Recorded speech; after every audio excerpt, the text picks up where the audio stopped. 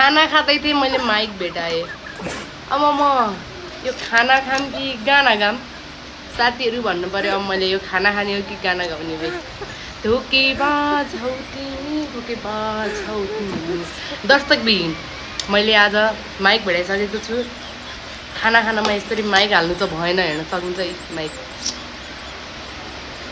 आजको ताजा खबर यो रहेको छ। आज म खाना खान आएको थिएँ रेस्टुरेन्टमा।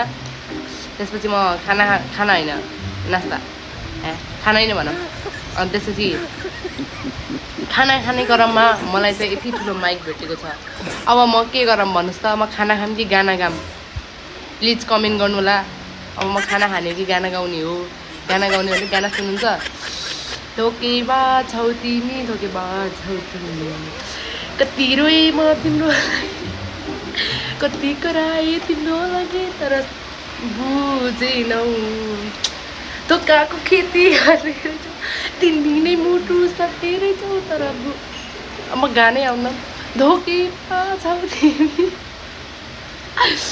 माइक को साइड में रख के